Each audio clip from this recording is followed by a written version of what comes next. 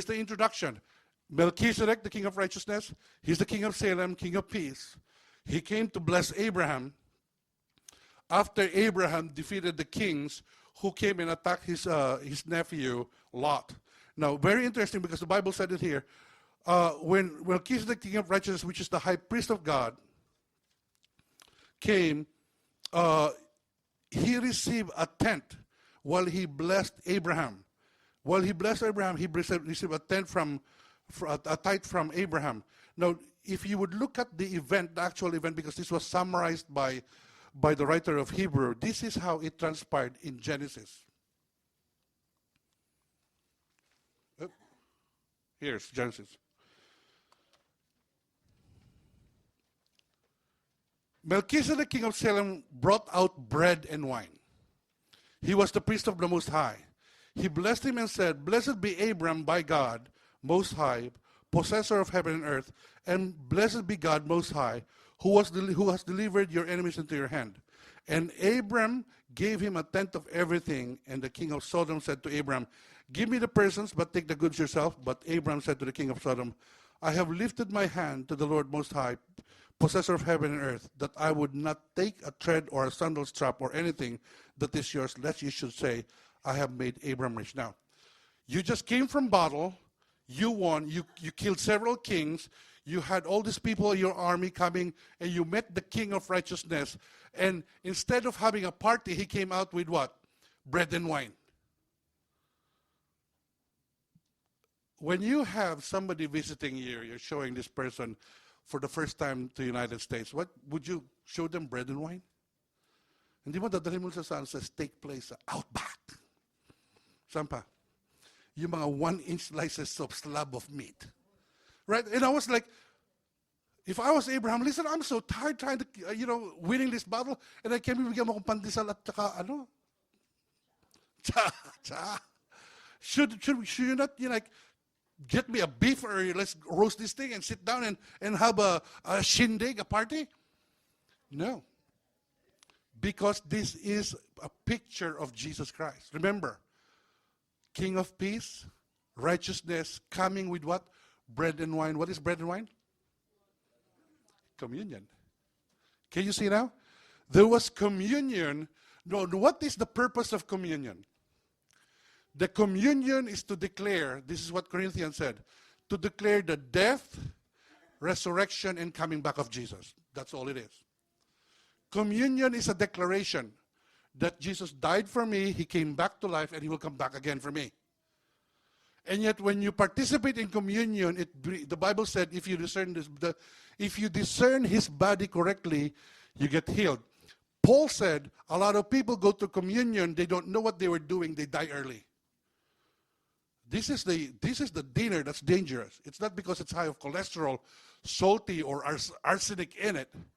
It's because the way you partake of it, you don't understand. The Bible said they died before their time. So if you understand then what communion is, it could actually prolong your life and give health to you, and that's what it is. The Bible said if we discern it properly, it prospers us. So we can see now that's why Jesus said, do this as often as you can, because it's helpful for you. But then when Melchizedek came, presenting a communion, remember he did not bring beef, but let's have a communion, because it's a picture of Jesus. The response of Abraham was, give the tithe. At 10%. Can you see? Now why was he giving the tithe? Why was he giving the 10%? Because the Bible said Abraham was great, but somebody greater than him showed up. And so giving your tithe is demonstrating an honor to somebody greater than you are. When you give your tithe, it's a worship. You honor God. If you honor God, God is glorified, he responds back. There was a time when Jesus went to Nazareth. He was preaching. The people said, who is this? Wasn't he the son of a carpenter? We used to play with him. How come he's talking about this right now? And then the Bible said that they were offended of Jesus. I don't know what Jesus was preaching, but definitely he wasn't preaching something bad. The whole town was offended. And Jesus left. He was like marveling. He's like, what's up with this? The Bible says he wasn't able to do a lot of miracles because people did not honor him. Jesus made this statement, the prophets received no honor in his own hometown. Why? Did they not receive anything from the prophet? They failed to honor. So God is saying here, Abraham saw how great Melchizedek was. To respond to his greatness, he gave the tenth. When he gave the tenth, it is saying, you are here, you're alive, you are great, you're greater than I am, and he is honored. So whenever we give our tithes to the Lord, we are actually honoring God. The people in Nazareth, they said they were offended by Jesus. Some people are offended by this message. The tithe that does not belong to you. It does not belong to me. It belongs to God. The Bible said it is holy unto the Lord. What is holy unto the Lord? When it says holy unto the Lord, it does not belong to you. If you touch something that is holy unto the Lord, it gives you a zap. It gives you a zap. Now, look at this. When Abraham blessed Melchizedek, the king of Sodom said to him, let me take my man, and you can have all these riches to you. This is what Abraham said. No, I'm not having that. I'm not even taking one shoelace from this. Not even one shoelace. You know why? Because the promise of prosperity came from God, not from the king of Sodom. I don't want you to say eventually that I prospered Abraham. Abraham is saying my prosperity will be from God. Now, let me just show you something here, just so we can understand. In the Hebrew word, the word tithe is this. Maser. M-A-S-E-R. Maser. And yet, if you would look at this, the word is mem, ayin, shin, and then resh. But the word riches, you just take out mem. Right there is asher, is ayer, shen, ashin, and then resh. Mem means water. So from riches, just put water, it becomes tithe. And in the water, you discover things. So he's saying here that in discovering tithes, you can discover riches. The word tithe started to appear in Genesis chapter 14. It was not shown before that. And the word riches started to show up on the same chapter. They were together, very close, 2 verses. Because God is showing something. When you honor God through your tithes, you honor him with your riches, then your riches comes through that tithe also. Can you see that? He wants you to prosper. Because that tithe belongs to him. Now, let me continue on. So what's up with that with the 10%? Why not 50%? Somebody wants to give 50% here. Romans 11:16, look at this. If the part of the dough offered as first fruit is holy, then the whole batch is holy. If the root is holy, so are the branches. If the first fruit is holy, the first fruit meaning the tenth. The first fruit is always the tenth, the tithe. Is holy. Then the rest is holy. What is holy, the devil cannot touch. So when we go now to Malachi chapter 3, let me explain Malachi chapter 3. Remember Malachi chapter 3? What is the Bible saying about Malachi chapter 3? Let me just read, because this is something scary. When I wasn't giving my tithes, I don't like to read this. Malachi chapter 3 is the last book in the Old Testament. It is next to Matthew.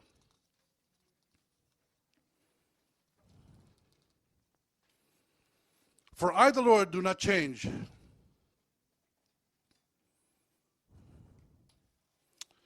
Return to me, and I will return to you. This is verse 7. Will a man rob God, yet you are robbing me? But you say, how have we robbed you? In your tithes and contributions.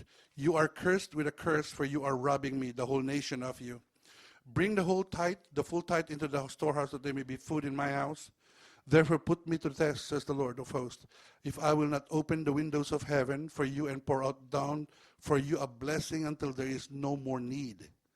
I will rebuke the devourer for you, so that it will not destroy the fruits of your soil, and your vine in the field shall not fail. To bear, says the Lord of hosts, then all nations will call you blessed, for you will be a land of delight, says the Lord of hosts. God is saying, you're robbing me. and you are under a curse. The whole world, by the way, is under a curse, just so you know. The whole world is under curse. Why? Because Adam and Eve failed, so the whole world is cursed. You are not cursed, but the world is cursed. Your money is not cursed. Your money is amoral. It has no bearing whether it's good or bad. It depends on who's holding it. If it's in the hands of a Christian, then it is a righteous money. Hopefully he spent it righteously. If it's in the hand of an unbeliever and he spends it unrighteously, that is it's the cursed money. And so it's up to us whether what we have will be blessed or not. Now God is saying here, if you do not give your tithe, you're robbing me. And this is what he's saying. It's not written in Malachi that when we do not give our tithe, he will curse us. He is saying, this is the explanation, that when you do not give your tithe, you place yourself in a situation of a curse. You moved out, stood in there, now you are subject to a curse. Because tithe becomes a protection. The Bible said, no, you test me. He said, you test me. Give it, and I will open what? The floodgates of heaven. I will rebuke the devourer, the one that's eating up your income, your livelihood, your relationship, everything else. I'm going to rebuke that, and you will prosper. The Lord only used the word I when he said, I will rebuke. But he did not say, I will curse you. Because we bring the curse to ourselves when we do not give it. We are in an area of blessing when we obey him. When we don't, we come into a place of curse where the devourer will just eat off us. But when we give our tithes, we come over here and said, I will rebuke it. I'll open the windows and you will be called blessed.